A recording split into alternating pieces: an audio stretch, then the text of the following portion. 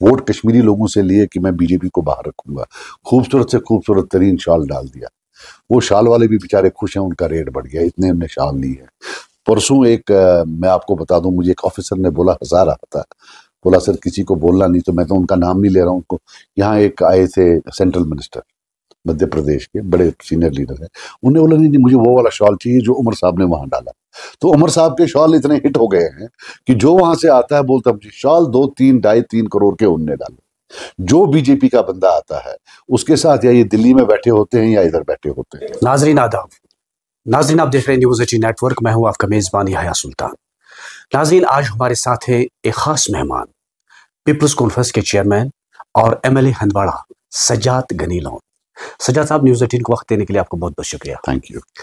सजाद साहब, पहले हम आपसे ये जानने की कोशिश करेंगे कि दरबार मुख की मुंतकिली को लेकर सजाद गनी लोन साहब क्या कहेंगे? देखिए, इसके दो पहलू हैं। ट्रेडिशनल है तो उसका एक माने, और बाकी यह है कि यहाँ कश्मीर में कुछ लोग नाखुश हैं कि चले जी एटलीस्ट सरकार यहाँ होती थी तो कोई देखता था, अभी चले गए, जैसे राजा महाराजा जाया करते थे। तो लेकिन ये भी है कि जम्मू भी जो है वो भी ठप हो गया था, तो वहाँ भी इकोनॉमिक एक्टिविटी होगी, लेकिन वो at the cost of Kashmir. बहरहाल वो चलता रहता है। सो ले दे के चूंकि हम सब ने बचपन जम्मू में गुजारा है, तो हमें वो एक नॉस्टैल्जिया तो है कि विंटर में जम्मू जाएंगे। तो I would say economic cost को छोड़कर, सब कुछ छोड़कर, एट अ पर्सनल लेवल खुशी होती है कि वहाँ चहल पहल होगी। शहीदी चौक, रघुनाथ बाजार, हमारा तो उधर ही ज्यादा जो है आइडेंटिफिकेशन ज्यादा है, क्योंकि हम उधर ही रहते थे। सरकार का 1 साल मुकम्मल हुआ है। एक तरफ वो कह रहे हैं कि जो वादे हमने किए हैं वो हम आहिस्ता आहिस्ता ठीक कर रहे हैं, वफा कर रहे हैं, लेकिन आपको क्या लग रहा है, क्या सरकार पूरी तरह नाकाम हो चुकी है अपने वादे निभाने में, या आपको लग रहा है कि सरकार जो कह रही है उसमें कोई सच्चाई है? देखिए, मेरी आप बात सुने, इसके दो पहलू हैं। एक कि सरकार कैसी चल रही है, और दो जो उन्होंने वादे किए हैं। वादे में तो 0 on 100। अगर उन्होंने 40 या 50 या 100 वादे किए, एक भी पूरा नहीं कर पाए। और वादों की एक मुद्दत होती है, ये टाइमलेस नहीं होता है। अब मान ले ये कोई चीज 5 साल के 2 दिन पहले करते तो वो तो वादा नहीं, वो तो वादा खिलाफी होगी। एक वादा था कि हम जो एप्लीकेशन फीस है नौकरियों का, वो हम माफ कर देंगे। और इसमें मुझे याद है, मैंने इनके जो CM साहब हैं, इनका जो तकरीर देखा था, इस गर्मजोशी से बोल रहे थे, तो मुझे तब लग रहा था कि कहीं जो इस साल का फीस है गवर्नर टाइम का, वो ये कहीं जेब से ना दे। अब मैंने सवाल पूछा तो 31 करोड़ रुपया अभी तक बच्चों ने एप्लीकेशन फीस भरा है। 31 करोड़ रुपया मीन्स 5 साल में 150 करोड़ रुपया। पहला झूठ। और इन्होंने बोला है, उस सवाल में मैंने पूछा है कि क्या आप ये इनको वापस देंगे क्योंकि आपका इलेक्शन का प्रॉमिस था, ये मैंने सवाल में पूछा है। तो उन्होंने बोला ऐसा कुछ नहीं है। क्या आप ये माफ करेंगे? नहीं, ऐसा कुछ नहीं है। मीन्स कि आने वाले 5 साल में एक झूठ 150 करोड़ का है। ये अभी एक छोटा झूठ है, ये बड़ा झूठ नहीं है। क्या करें कि सरकार नाकाम है इस वक्त पूरी तरह, उमर अब्दुल्ला वाली क़यादत वाली? नाकाम नहीं है, नॉन एग्जिस्टेंट। ग्राउंड पर कहीं नहीं दिखता है कि ये। फिर अब आप दूसरा बोलेंगे कि ये ड्यूअल पावर है, बोलेंगे ना, ये आपका दूसरा सवाल होगा। मुझे बताइए, अर्बन डेवलपमेंट है, एग्रीकल्चरल डिपार्टमेंट है, हॉर्टिकल्चरल डिपार्टमेंट है, फाइनेंस डिपार्टमेंट है, उसमें रूल्स चेंज करने तो इनकलाब आ जाएगा। जो दुबई आज देख रहे हैं, अगर वहां के जो बादशाह हैं, अगर वो रूल्स चेंज नहीं करते, आज की दुबई दुबई नहीं होती। उसमें तो कोई प्रॉब्लम नहीं है, जाके कर लें, स्ट्रक्चरल चेंजेस लाएं। Government does not have to do anything. Government is an enabling institution. Enabling institution होती है। कश्मीरी कौम को एक बार रूल्स दे, लिबरलाइज्ड रूल्स, डीरेगुलेशन दे दे, आप देखिए वो क्या करेंगे, यहाँ क्या वर्ल्ड क्लास इंफ्रास्ट्रक्चर क्रिएट करेंगे। इट इज पीपल, जो प्राइवेट सेक्टर है यहाँ, क्योंकि गवर्नमेंट नौकरियां तो आपने बंद कर दी, जो बची हुई है वो आप प्राइवेटाइज कर रहे हैं। लेकिन अगर कोई प्राइवेट सेक्टर चल रहा है, वो डिस्पाइट गवर्नमेंट चल रहा है, गवर्नमेंट के बावजूद, न कि गवर्नमेंट की वजह से। गवर्नमेंट सिर्फ जो है प्रॉब्लम्स क्रिएट कर रही है।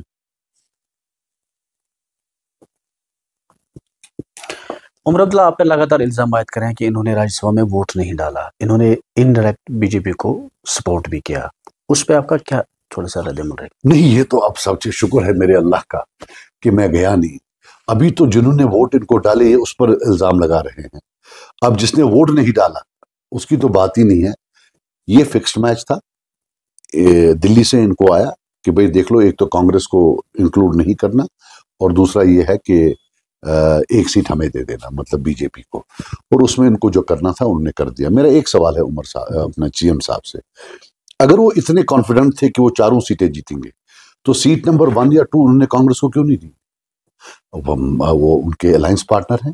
और दूसरी बात यह है, अगर बीजेपी हमें स्टेटहुड नहीं देती है, उसके बाद एक पार्टी बचती है जो हमें कभी स्टेटहुड देगी, वो कांग्रेस है। उस कांग्रेस से जो कल हमें स्टेटहुड दे सकती है। आप एक राज्यसभा सीट के लिए लड़ पड़े कि दिल्ली वालों ने बोला था लड़ पड़ो। ये दिल्ली का डायरेक्शन था, ये एक टोटल फिक्स्ड मैच था। आप जहां बोलो मैं खड़ा होकर करने के लिए तैयार हूं। ये यहां जो इनका होता है गवर्नर साहब के साथ, ये भी फिक्स्ड मैच है। क्या ये सरकार बराबर 5 साल मुद्दत अपनी पूरी करेगी?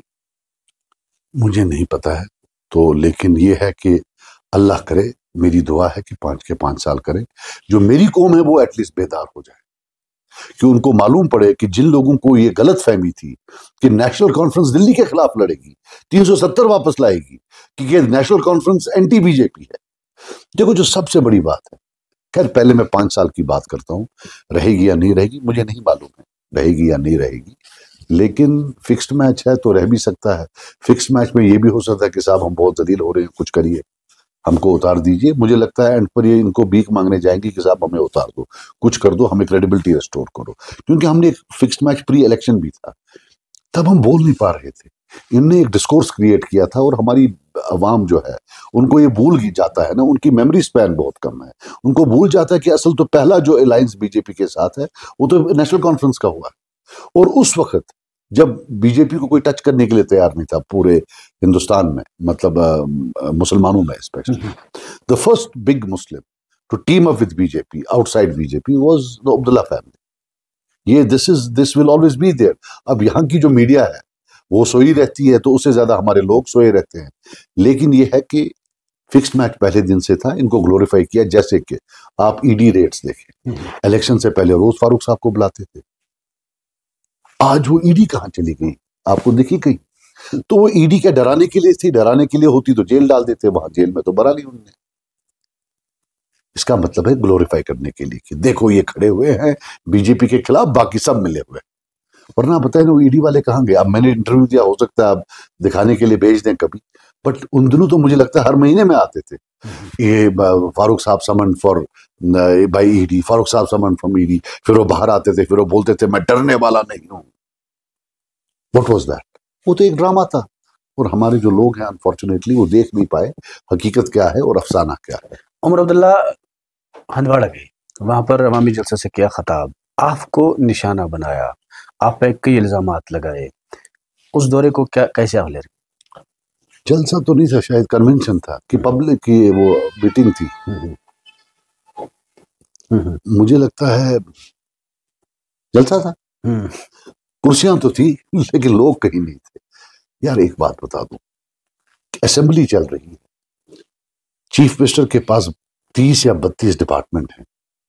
उस असेंबली को छोड़कर, जो कि सिर्फ 5 दिन थी, देखा जाए तो 5 ही दिन थी। पहले दिन ऑबिचुरी थी, फिर राज्यसभा का था इलेक्शन, उस दिन भी, फिर 2 दिन छुट्टियां थी, फिर 5 दिन थी। उसमें से एक दिन instead of answering the assembly ही goes all the way to Handwara. 8-10 MLA साथ लेते हैं, वो हमारे डिस्ट्रिक्ट के एडवाइजर साहब भी साथ होते हैं जो चाणक्य बने हैं नए, और फिर नए राज्यसभा मेंबर भी हैं, वो भी होते हैं। जबरदस्त सिक्योरिटी, अपनी Z+ टों जो ये बोल रहे थे कि एलजी साहब को होता, अब तो उनसे बड़ा होता है इनका। लाल बत्तियां, 8-10 लोग, तो मैं तो कहता हूँ हार्ट अटैक वाला जो अगर कोई किसी का कमजोर दिल हो वो तो मर ही जाए इतना ये देखकर, अल्लाह जिंदा रखे सबको। तो वो वहां जाते हैं, तो शायद डराने आए थे, तो मुझे लगता है कि खुद ही डर के वापस गए होंगे। उनको मालूम लग गया होगा कि ये इन्वेस्टमेंट भी तो गई जो आज वाली की थी, क्योंकि आज अगर नहीं आए लोग तो फिर कब आएंगे? और जहां तक इल्जामों का है, हाँ कुछ लग ऐसा रहा है कि जो 42 लोगों ने बाकी जगह से जीता है इलेक्शन नेशनल कॉन्फ्रेंस वालों ने, वो ठीक है। और जिन 47 ने, बाकी ने जीता है वो भी ठीक है, एक गलती है जहां कुछ गड़बड़ लगता है वो मेरी सीट है। वो आपको लगातार बोल रहे हैं कि पुलिस ने इससे जिताया, आप इसको थोड़ा सा कर सकते हैं? आप मुझे बताइए पुलिस का क्या रोल है? अगर पुलिस का रोल होता तो फिर वो हर जगह जिताते। वाई नॉट इन पटन, वहां तो हम 500 से हारे हैं। Why not in Langate? आप बताइए, लंगेट में तो हमें लग रहा था कि हम प्राइम मिनिस्टर के खिलाफ लड़ रहे हैं, और यहां भी दिल्ली से कौन आया और किसने इंटरवीन किया? खैर, हम वो नहीं कहना चाहते हैं। अगर दिल्ली चुप करके बैठी तो हमारा आंकड़ा भी 3 या 4 होता, लेकिन जो हो गया सो हो गया, हमें रोने की आदत नहीं है। लेकिन ये तो हार, मतलब दे आर बैड लूजर्स। फिर बोलते हैं डिलिमिटेशन। मेरा क्या डिलिमिटेशन से लेना देना है? The first leader who welcome delimitation, जब सारी सीटें जम्मू चली गई एक के बगैर, वाज डॉक्टर फारूक अब्दुल्ला। ये रिकॉर्ड है, मैं कोई झूठ नहीं बोल रहा। उन्हें ये भी वेलकम किया कि 5 सीटें जम्मू और 1 कश्मीर। और मेरा रद्द-ए-अमल क्या था उस वक्त? बदतमीजी पर मैं उतर आया मरकज के खिलाफ। 1 2 डिलिमिटेशन का जुल्म, उल्टा चोर कुटवाल को डांटे से लेकर हर गुनाह जो ये खुद करते हैं उस पर किसी और पर उंगली डालना, बीजेपी की गोद में बैठना, बाकी सबको बीजेपी बोलना, ये इसमें महारत जो है मैं इनका कंपीट नहीं कर पाऊंगा, वो हमें मानना पड़ेगा। झूठ दे स्पीक कन्विंसिंगली, इन जैसा कन्विंसिंग झूठ में कोई नहीं होगा। वो मैं इनको दे देता हूं, आई विल गिव दैट। आप मेरी बात सुनो, हर जगह अदल बदल हुआ। जो इलाके मेरे से काटे गए उनमें मेरी 1100-1200 की लीड थी। जो लाए गए 2019 के इलेक्शन उनमें मेरी 1000 की लीड थी। तो एनसी का कौन सा ये था? बल्कि ये है जो लाए गए हिस्टोरिकली मेरे फादर वहां से ट्रेल करते थे, उनने कभी उस एरिया से लीड नहीं ली। जैसे द्रगुमला बेल्ट है, वो ट्रेडिशनली वीक बेल्ट माना जाता है, राइट? और आज भी अगर पुरानी इलेक्शन देखा जाए, पुराना डिलिमिटेशन से पहला वाला उसका ऐड किया जाए, तो मैं तो 3,500-4 हजार से जीत रहा हूं। अगर किसी को रोना चाहिए डिलिमिटेशन के बारे में, वो मुझे रोना चाहिए, और रो ही रहे। It is, I can't believe it. और सीएम साहब का, to be very honest with you, मुझे हमेशा अंदाजा था कि ये सच्चे इंसान, लेकिन to be very honest with you, ये सवेरे उठ के रोज कसम खाते हैं, लगता है कि आज तो सच नहीं बोलूंगा। और ये 3 से 65 दिन लगता है सवेरे उठ के पहला काम करते हैं, कसम खाते हैं कि आज मैं सच नहीं बोलूंगा। I am surprise and disappointed. He lies through his teeth, बहुत झूठ बोलते हैं। आप कह रहे हैं कि उमर अब्दुल्ला की सियासत जो है झूठ पे मबनी है। इसी दौरान उमर अब्दुल्ला ने कहा कि अगर मुझे स्टेटहुड वापस नहीं मिलता है तो वो रिजाइन करेंगे। मतलब आप इस चीज को कैसे ले रहे हैं? क्या वो कब करेंगे? ना तो यार अमित शाह जी हमें टाइमलाइन दे रहे हैं कि स्टेटहुड कब देंगे, ना ये टाइमलाइन दे रहे हैं रिजाइन का कब है। अब अगर उन्हें 5 साल के बाद जब 3 दिन रहे होंगे फिर बोलेगा मैंने बोला था ना मैंने रिजाइन करूंगा, लो मैंने, वो कहां चलेगा? लोगों की जान बचाएं, अभी दे दें, इनके लिए भी अच्छा होगा। ये देने वाले भी रिजाइन नहीं देंगे। हाँ, फिक्स्ड मैच के हिस्से में अगर कुछ हुआ तो तब, अदरवाइज नहीं। एक और बात ये कह रहे हैं हमेशा कि ये सिर्फ सज्जाद साहब जो है सिर्फ नेशनल कॉन्फ्रेंस को टारगेट बनाते हैं, पीडीपी के तय इनका नरम लहजा है, ऐसी कोई बात है? नहीं, ऐसा कुछ नहीं है। मैं हमारा कुछ नहीं, हम तो ऐसा कुछ नहीं। हम अल्हम्दुलिल्लाह कत्ल में तो हम दोनों को सेम मानते हैं, दोनों का सेम होगा। ब्लाइंडिंग्स में थोड़ा पीडीपी का ज्यादा है, उनने अंधे ज्यादा किए हुए। तो बाकी जो किलिंग्स हैं, किलिंग्स में तो मुझे लगता है सेम होंगे। बल्कि उसमें भी अगर 90s देखी, जब मुफ्ती साहब होम मिनिस्टर थे, तो तब तो थोड़ा पल्ला भारी पीडीपी का ही। लेकिन सिविलियन किलिंग्स में आई थिंक ये आगे हैं, पीडी और पीएसए में एनसी आगे है। अभी क्या करूं यार, ये तो कौम को भी देखना चाहिए। जो पीएसए गए वो 99% कश्मीरी और कश्मीरी मुसलमान थे। जो सिविलियंस मरे वो 90% कश्मीरी और कश्मीरी मुसलमान थे। मैं हिंदू मुस्लिम की बात नहीं कर रहा हूँ, पर दिस इज अ रियलिटी। मैं मैथमेटिकल बात कर रहा हूँ, मैं मैथमेटिक्स की बात कर रहा हूँ, मैं स्टैटिस्टिक्स की बात कर रहा हूँ, और वही लोग उठ के फिर वोट दे। अब क्या करें? रिजर्वेशन के मामले पर सज्जाद गनी लोन का अगला कदम क्या हो सकता है? देखो, अब मैं आपको बात बताऊं, जो रिजर्वेशन का मामला है ये ऐसा एक कोई पजल नहीं। रिजर्वेशन डेटा की हेल्प से, पहले एक मैथमेटिकल प्रॉब्लम है, फिर पॉलिटिकल प्रॉब्लम।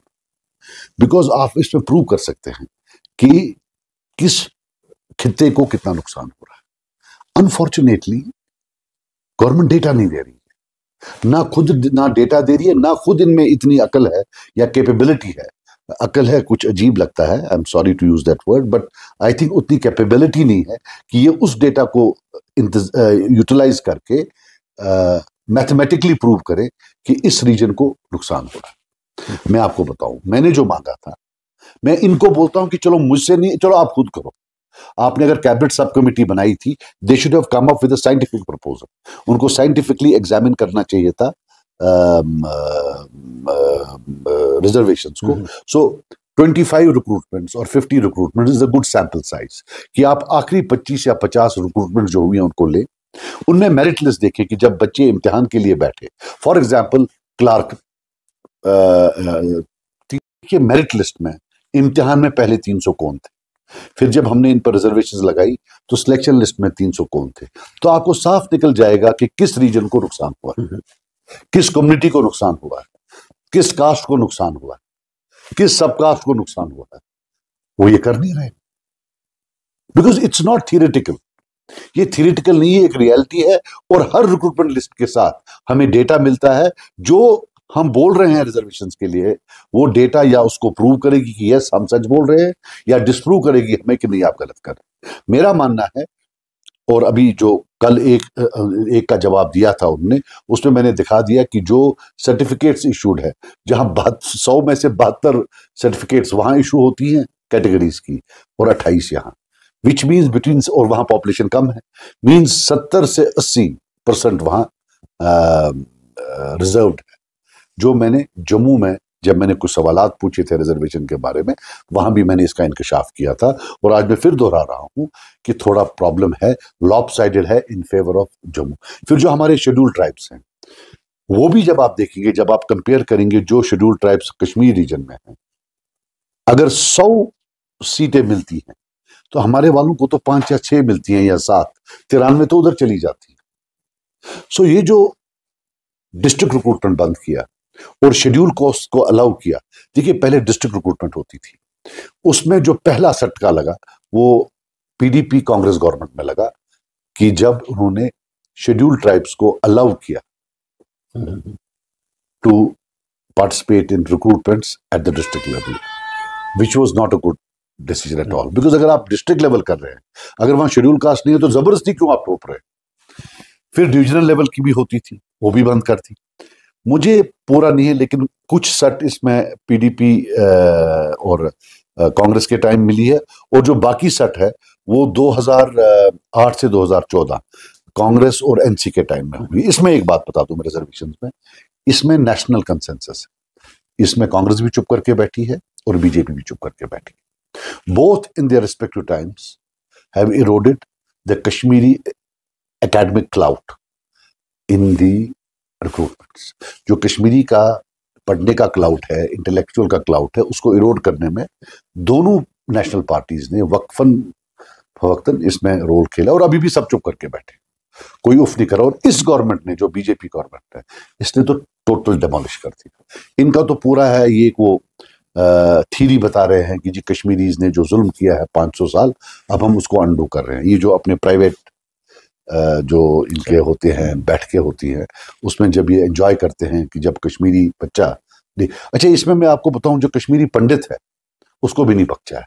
ये सारा कश्मीरी स्पीकिंग पॉपुलेशन के खिलाफ, मैं आपको ये बता दूं, ये बड़ा एंजॉय करते हैं कि भाई अब देखिए जैसे हमारे पंडित हैं तो हमारा उनके साथ लाख इख्तलाफ हो, हम जब इनसे बात करते हैं हम बोलते हैं हमारे पंडित बड़े सुपीरियर हैं, वो बड़े ये हैं, तो इनको वो भी जो हजम नहीं होता है। तो जब ये बैठे रहते हैं तो ये अक्सर जो है उनकी हमारी बात लेकर अपने आप को मुबारकबादी देते हैं कि भाई ये। और मैं आपको बताऊं, रिजर्वेशन का ये मकसद नहीं है कि आपने एक पर्सन ए को नौकरी दी और पर्सन बी को नहीं दी। आफ्टर ऑल ये जो रिक्रूटमेंट प्रोसेसेस हैं, इसमें वो मैन पावर निकलता है जो कल इस मुल्क को चलाएगा, जो कल इस कंट्री को चलाएगा, इस स्टेट को चलाएगा, हमारी सरकार को चलाएगा, यूनियन गवर्नमेंट में आएगा। डॉक्टर्स बनेंगे टॉप क्वालिटी के, आपके इंजीनियर्स बनेंगे, आपकी जो पूरी दुनिया में किस जगह हमारे डॉक्टर्स ने हमारा नाम रोशन नहीं किया है, हमारे इंजीनियर्स ने हमारा नाम रोशन नहीं किया है, हमारे जो कॉर्पोरेट सेक्टर में प्रोफेशनल्स हैं उनने हमारा नाम रोशन नहीं किया है। ये नहीं चाहते। ये कहाँ, अगर आपका रिजर्वेशन होता तो वो कहाँ होते, वो तो सिलेक्शन ही होती। बड़गाम यही बात मैंने जब असेंबली में बोली तो इनके एक असेंबली मेंबर साहब वो उठे और वो शोर करने लगे, क्या हमें क्या हमारे लोगों में, आपने बोला कि हमारे लोग जो है वो कम अकल होते हैं। मैंने बोला यार मैंने वो तो नहीं बोला, लेकिन अगर वो इतने अकलमंद हैं तो फिर रिजर्वेशन की क्या जरूरत है, ये तो सीधी सी बात है। बड़गाम इलेक्शन को एनसी के थे वो बाय द वे, और किसी एनसी के मेंबर में वहां इंटरवीन नहीं किया। वो बड़ा गुस्सा कर रहे थे तो मैं देख रहा था। मैंने लगा करे सारी दुनिया देखे कि वहां से बोल रहे हैं हम रैशनलाइजेशन करेंगे, इनका मेंबर है, देखिए क्या कर रहे हैं। बड़गाम इलेक्शन को आप कैसे ले रहे हैं? देखो यार, Budgam election is not an indicator of the political situation in Kashmir, because Budgam में डेमोग्राफिक्स कुछ डिफरेंट है। उधर रिलीजन का एक क्लाउड है, एक कम्युनिटी का क्लाउड है, फिर उसमें जो है 2-3 बड़े लीडर हैं जिनका अपना क्लाउड है। सो वो, और फिर जो हमारी शिया बरादरी है उनकी एक काफ़ी बड़ी पकड़ है वहाँ। फिर वहाँ आगाज़ हैं, फिर मौलाना इमरान अंसारी साहब हैं, उनका क्लाउड है, रूल्ला साहब हैं, उनका क्लाउड है, फिर जो आगा हसन साहब हैं उनका क्लाउड है, उनके बेटे उठे हैं। सो पहले तो ये है, ये जो हार्ड कोर वोट होता है, ये कल्ट वोट होता है, ये इधर उधर नहीं जाता है। सो इसमें जो लड़ाई है वो फिर नॉन शिया सुन्नी वोट के लिए, जो 15 से 20 हज़ार पॉल होगा, वो कहाँ जाएगा वही डिसाइड करेगा। But it is not like an election in Handwara और कुपवारा और पुलवामा और पामपोर, ये वो नहीं है, ये इंडिकेट कुछ नहीं करेगा। तो इसलिए जितना आप कंफ्यूज हो उतना मैं भी हूँ, इसमें नहीं मालूम पड़ रहा है ये किस जगह। यानी कि इससे हारने या जीत से किसी की न वेव बनेगी तो न किसी की साख्त खत्म होगी, बंद नहीं ना बन सकती है। आपको भी तो पता है वहाँ रिलीजियस क्लाउड का मामला है, वहाँ मतलब इसमें जो है वो आ जाता है, इसमें जो है एक कम्युनिटी का आ जाता है। They will vote for their respective leaders irrespective of whether they work और नॉट, है ना, एक वो लॉयल्टी का फैक्टर। आम लोगों में हमने आज देखा कि लोग कह रहे हैं कि हमने वोट दिया था नेशनल कॉन्फ्रेंस को, तामीर तरक्की का नया बाब शुरू होगा, लोगों के मसाइल जो हैं इस वक्त वो परेशान है वो ख़त्म होंगे, लेकिन लोगों में अब वो बदलती तस्वीर नज़र आ रही है क्योंकि कह रहे हैं कि नेशनल कॉन्फ्रेंस कुछ कर ही नहीं पा रही है। उस हवाले से जब हम गाँव देहात में जाते हैं, एक मिनट में सजाद साहब इस पे क्या रद्द अमल करेंगे? नहीं, मैं एज एमएलए नहीं जा पाता हूँ, हालांकि मैं रूलिंग पार्टी से नहीं हूँ। अब लोगों को नहीं पता है कि एमएलए तभी कुछ कर पाएगा जब रूलिंग पार्टी कुछ करे। जब रूलिंग पार्टी ही नहीं कही है, जब वही नहीं कुछ करना चाहते, इतना ही नहीं है, मैंने एक डीओ लिखा यूनियन मिनिस्टर को, तो उन्होंने वहां से लिखा सरकार को कि भाई आप इनके काम ऐड करो। पैसा यूनियन गवर्नमेंट ने देना है, आज 3 महीने हो गए इन्होंने नहीं भेजा। बोला अपोजिशन का मेंबर है, हम क्यों भेजेंगे। ये हालत जहां सरकार की हो, और अगर चीफ मिनिस्टर साहब कहीं ये देखे, मुझे पूछे, मैं वो चिट्ठी को भेज दूंगा। This is the level of his governance, that you are going to punish voters जिन्हें आपके लिए वोट नहीं किया। हालांकि इस हंदवारा में मेरे तो सिर्फ 700 से 600 से जीता है, आपके लोगों ने भी तो वोट डाले, अगर कुछ आता तो उनको भी तो फायदा होता। अब आप देखिए, वहां परसों सीएम साहब आए थे हंदवारा, तो उन्होंने बोला कि वो मेडिकल कॉलेज में आपके हवाले कर दूंगा। अरे भाई तू क्या हवाले कर देगा, आप क्या हवाले कर देंगे, वो तो 2019 में हवाले हुआ है, 2018-17 से तो हम काम कर रहे हैं उस पर। फिर वो तब हवाले हुआ जब तब हमारी सरकार नहीं थी हालांकि, लेकिन काम हुआ था, हवा में तो आता नहीं है। वो एटीएम डालकर तो वहां से या मैकडॉनल्ड की दुकान से तो मेडिकल कॉलेज मिलता नहीं है, उसके लिए तो काम करना पड़ता है। बट जब से ये आए, they have ensured to create impediments, तब से कुछ नहीं हो रहा है, कोई चीज नहीं बन रही। आप देखिए। आखिर पर मैं एक ही सवाल आपसे पूछूंगा, नेशनल कॉन्फ्रेंस आप पे इल्जाम लगा रहे हैं कि इसके राबते बीजेपी के साथ हैं, तो यहाँ से आप भी लगातार उन पे ये वार करते हैं कि हर काम करते हैं वो फिक्स होता है विद बीजेपी, तो आपको क्या लग रहा है, क्या इनके रवाबित आज से ज्यादा है? मेरी बात एक ही मिनट, आप मेरा बैकग्राउंड देखो जी। अगर मैं कभी प्राइम मिनिस्टर साहब के पास गया, मैं अपने सर्वाइवल के गया कि साहब मुझे स्पेस दो, मैं लड़ना चाहता हूँ, मेरा कोई लेना देना किसी से नहीं है, बिकॉज मुझे मालूम है इस वक्त भी मुझे बख्श नहीं रहे। यहाँ एजेंसीज हैं, वो नहीं मानती हैं, वो मुझे नहीं देखती हैं, मेरे फादर को देखती हैं, मुझे नहीं देखते हैं, मेरे फादर इन लॉ को देखते हैं। मेरी वाइफ 1 साल से अब यहाँ नहीं, मेरी फैमिली ये होगी, लेकिन ये अब इनका नया है। जेल में महराज साहब हैं, महराज मलिक साहब, सर्टिफिकेट ये देंगे। जेल में वो है, कुर्बानी वो दे रहा है, वहां बार्क में वो सोया हुआ है, लाइन में खड़ा वो होता है टॉयलेट के बाहर सवेरे, लेकिन यहाँ लेकर ये बोलेंगे ये उसके साथ मिला, ये इनका नया, ये एक नई, मैं तो डिजीज ही बोलूंगा, ये एक नई डिजीज है। बाकी जहां तक बीजेपी के राब्ते से सवाल है, कोई 2 से 2.5 करोड़ के शाल इन्होंने दिए हैं उनको, पहना पहना के वोट कश्मीरी लोगों से लिए कि मैं बीजेपी को बाहर रखूंगा। खूबसूरत से खूबसूरत तरीन शॉल डाल दिया। वो शाल वाले भी बेचारे खुश हैं, उनका रेट बढ़ गया, इतने हमने शाल ली है। परसों एक मैं आपको बता दूं, मुझे एक ऑफिसर ने बोला, हंसा रहा था, बोला सर किसी को बोलना नहीं, तो मैं तो उनका नाम नहीं ले रहा हूँ उनको। यहाँ एक आए थे सेंट्रल मिनिस्टर मध्य प्रदेश के, बड़े सीनियर लीडर हैं, उन्होंने बोला नहीं नहीं मुझे वो वाला शॉल चाहिए जो उमर साहब ने वहां डाला। तो उमर साहब के शॉल इतने हिट हो गए हैं कि जो वहां से आता है बोलता मुझे शॉल 2-3 करोड़ के उनने डाले। जो बीजेपी का बंदा आता है उसके साथ या ये दिल्ली में बैठे होते हैं या इधर बैठे होते हैं। रिज्जू साहब आते हैं, वो तब आते हैं जब उनसे मिलना थोड़ा अच्छा नहीं था, बिकॉज तब उन्हें वक्त बिल जो है प्रेजेंट और पास भी करवाई थी। उनके साथ इनको रंगे हाथों पकड़ा जाता है ट्यूलिप गार्डन में, फिर बोलते हैं मैं तो चक्कर करने आया था। अच्छा, और फिर आपको नहीं पता थी, आपकी सिक्योरिटी टीम तो पहले जाती है, वो तो पहले आपको बोलती है यहाँ कौन है। फिर अभी वाइस प्रेसिडेंट आए थे, उनके साथ भले गुलचरे मजाक बना रहे थे, 2-3 घंटे बैठकर गप्पे लगा रहे थे, तो क्या वो मौसम का डिस्कशन कर रहे थे। वहां जाते हैं तो होम मिनिस्टर साहब से दिन में भी मिलते हैं, रात में भी मिलते हैं, प्राइम मिनिस्टर साहब के साथ मिलते हैं, फिर जो वहां एनएसए साहब हैं उनके साथ तो रोज ही मिलना होता है इनका जब वहां जाते हैं। तो मुझे आप ये बता दें, ये मिल रहे हैं दिन रात, ये मुझे नहीं समझ आई, तो हम कहां से बीजेपी हो गए। ये जो बीजेपी का पेंतरा है ये एक बार चला, ये बार बार नहीं चलेगा। अलबत्ता मैं आपको एक बात बता दूं, कश्मीरी लोगों को किसी चीज पर भी वोट डालना, लेकिन इस पर नहीं डालना, ये झूठ। अपनी दिमाग लड़ाओ, सिवाय कांग्रेस के यहां सब पार्टियां जो है एक न एक बार बीजेपी के साथ बैठी। अपना दिमाग तो लड़ाओ, कौम को भी तो अपना दो। और एक और अब कौम को बोल, वो बोलेंगे मुझे कभी कि भाई कौम बोल रही है, ठीक है ना, मैं गलत मान लिया, अब अपनी तरफ देखो। अगर ये सच है कि जो नेशनल कॉन्फ्रेंस है वो काम नहीं कर रही है बल्कि जुल्म कर रही है रिजर्वेशन के थ्रू, बाकी चीजों के थ्रू, तो जो वो जुल्म किसी पर हो रहा है, या मेरे इलाके में अगर किसी मेरे वर्कर की माँ का कैंसर है या बच्ची को कोई प्रॉब्लम है लेकिन उसको मेरे जिद से कहीं और दूर ट्रांसफर किया है, ये ताकत जो इन्हें दी उन लोगों ने दी जिनको इनको वो, तो अल्लाह की बारगाह में अगर इनको सवाल पूछा जाएगा और इनसे भी तो पूछा जाएगा कि 70 साल आप उसी जालिम को, आपको पिछले 5 साल का भूल गया था कि आपने नए 5 साल के लिए गरीब के लिए जो है एक, वो तो शुक्र मैं आपको मनाऊं कि इनके पास पुलिस नहीं है। क्योंकि मुझे याद है मेरे फादर के वर्कर्स होते थे, एक नारा बुलंद करने पर शाम को पुलिस सीधे कठुआ इनको पहुंचा देते थे। ये जो आज ये रोना धोना, ये मुझे बड़ी हंसी आती है। मैं बचपन से देखते आ रहा हूं, आज जी फलां को कठुआ ले गए, आज जी फलां को हीरानगर ले गए, हमने तो बचपन से ये देखा है। किनके हाथ हूं? नेशनल कॉन्फ्रेंस के हाथ। सो अब ये भी हमें जब प्रूव करना पड़े, इस पर भी जब हमें दलील देनी पड़े, तो वो कौम जो